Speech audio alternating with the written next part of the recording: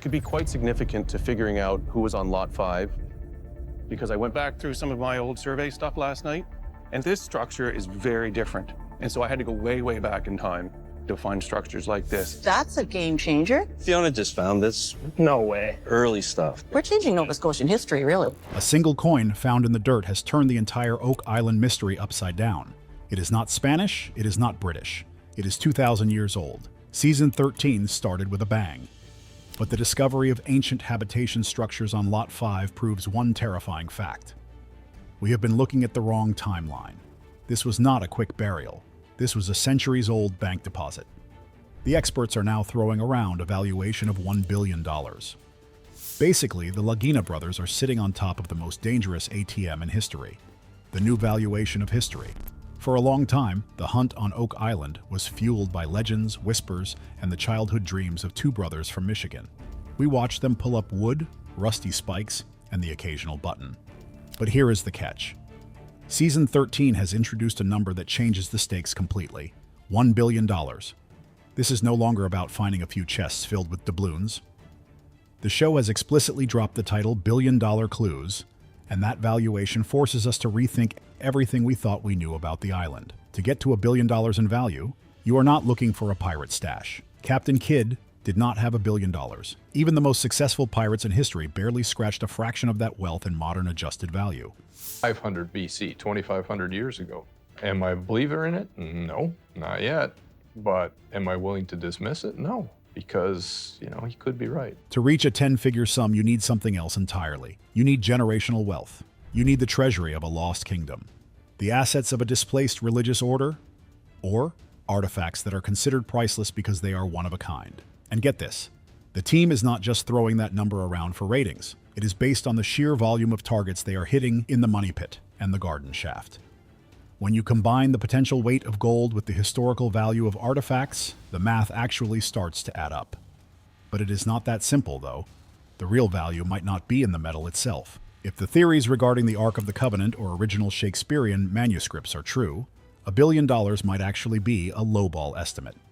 How do you put a price tag on the Holy Grail? You cannot. But for the sake of the hunt, putting a dollar sign on it shifts the perspective. It explains the engineering.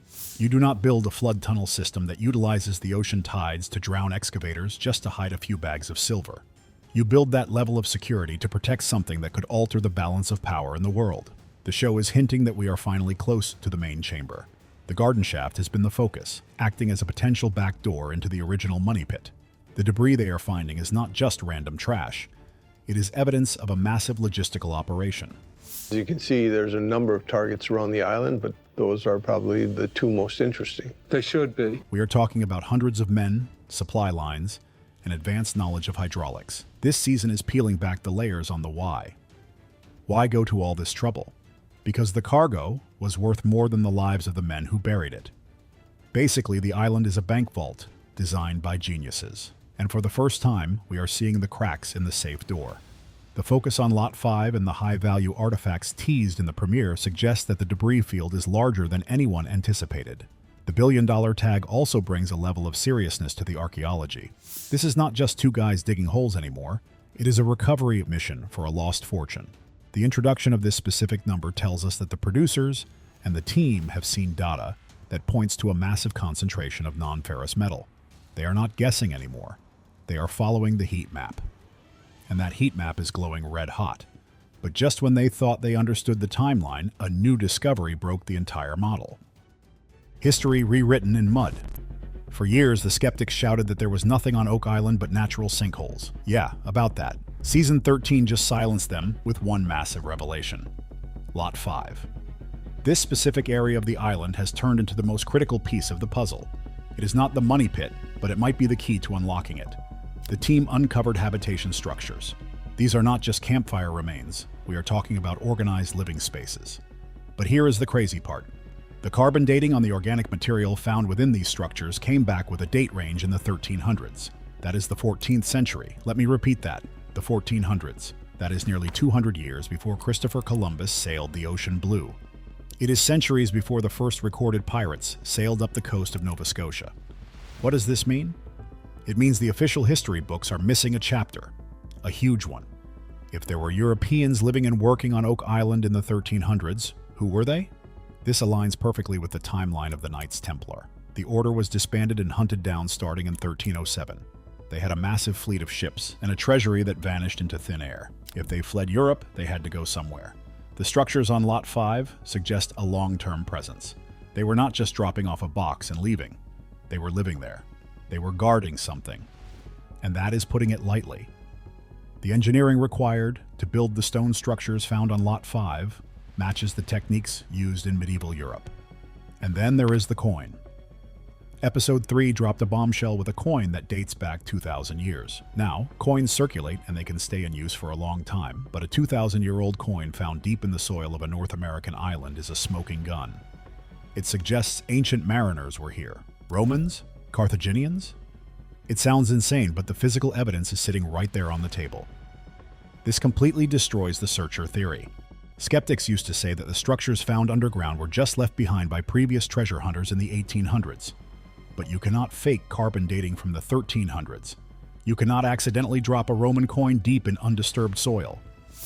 Here is what we believe. There is an ancient legend about an ancient mariner society traveling from the Holy Land to Nova Scotia. The show is hinting that the island has been a hub of activity for millennia. It was a secret port, a safe harbor for those who needed to disappear. The billion-dollar treasure was likely added to over centuries. It might not be one single deposit. It could be a bank used by multiple groups over 1,000 years. The discovery at Lot 5 is the archaeological equivalent of a massive breakthrough. It proves that the activity on Oak Island was industrial in scale. You do not build habitation structures for a weekend trip. You build them because you are overseeing a massive construction project, a project like the Money Pit. The timeline shift also validates the specific tests they have done on the lead crosses and other metal artifacts found in previous seasons. The chemical composition of the lead pointed to a specific mine in France that was used by the Templars. Everyone thought it was a stretch. Now, with the carbon dating from Lot 5 matching the Templar era perfectly, it is no longer a stretch. It is the most logical explanation. The Templar connection is strong, but a second theory involves a massive royal fortune. A billion-dollar exile. If we accept the billion-dollar valuation, we have to ask a practical question. Who had that kind of money to lose? The Templars are the fan favorites, but Season 13 is subtly pointing toward another massive possibility. The royal fortune of the House of Stuart. In the 17th century, there was massive political upheaval in England. Kings were being overthrown, monarchies were falling, and royal families were fleeing for their lives. When a royal family runs, they do not leave the crown jewels behind. They pack the treasury.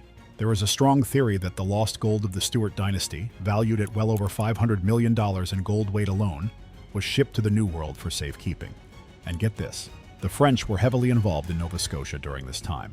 The Acadian population was established.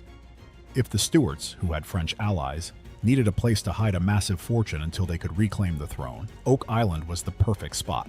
It was off the beaten path, yet accessible by large ships. The leaks and teases for Season 13 mention unexplained medieval timbers.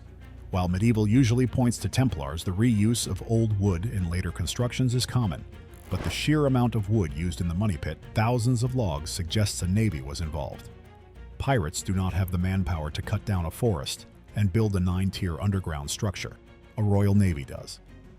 The garden shaft is suspected to be a later addition, possibly a way to check on the treasure or add to it. Should we continue with the shipwreck investigation? 100%. If the Stuarts utilized an existing Templar structure to hide their own gold, it explains the confusing mix of dates. We have wood from the 1300s and wood from the 1600s.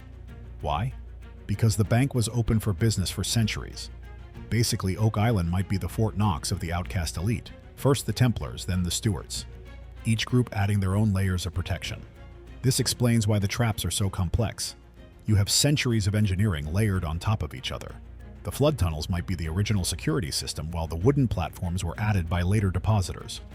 The billion-dollar figure makes a lot of sense here. If you combine religious artifacts from the Crusades with the liquid assets of a European monarchy, you easily hit the 10-figure mark. The show has brought in experts to analyze the potential royal connection. They are looking at the specific joinery of the wood found in the shaft. It matches French naval engineering from the era of the Stuarts. Everyone is obsessed with the gold. But we need to look at the motivation: fear. You only bury that much wealth if you are terrified of losing it to your enemies. The Stuarts were hunted. The Templars were hunted. Oak Island is a monument to paranoia. And paranoia builds the best traps.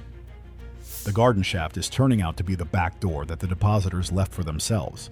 They needed a way to get the money back out without triggering the flood tunnels. The fact that the Lagina brothers are focusing so heavily on this shaft in Season 13 suggests they believe this is the retrieval point. They are trying to walk through the same door the original depositors used. They are digging for gold, but they might find the lost works of a literary genius. Preserving the truth. Gold is great. Gold pays the bills. But gold is common. You can buy gold on the internet right now. What you cannot buy are the original handwritten manuscripts of William Shakespeare, or the lost journals of Francis Bacon, or biblical texts that have been missing for 2,000 years. This is where the billion-dollar mystery gets intellectual. There has always been a strong undercurrent in the Oak Island theory that involves Francis Bacon. Bacon was a genius, a statesman, and a master of ciphers. Many believe he was the true author of Shakespeare's plays. The theory goes that Bacon hid his manuscripts along with dangerous political and religious secrets in a vault filled with mercury to preserve the paper. So here is the deal. In previous seasons, the team found traces of mercury in the soil. Mercury is not native to Oak Island. It does not just appear there. It was used in the past to preserve delicate organic materials, like paper, from rotting and damp environments. If there is a vault of manuscripts down there, preserved in mercury, the value is incalculable. A single original Shakespeare manuscript would be worth hundreds of millions. A collection of them? Easily $1 billion. This fits with the Baconian ciphers that have been found in the Oak Island research. The arrangement of stones, the geometry of the island, it all points to a Rosicrucian or Masonic influence.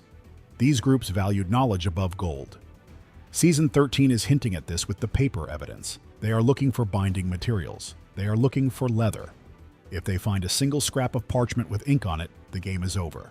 That is more valuable than a chest of Spanish coins. It proves that the treasure is cultural. This theory also ties into the garden shaft. The structure is elegant. It is precise. It feels less like a pirate hole and more like a library archive buried deep underground. I remember looking at the little map on the Reader's Digest article and thinking, why is that swamp? The fact that they are finding traces of high-status items implies that whoever built this valued culture and literacy, and that is putting it lightly.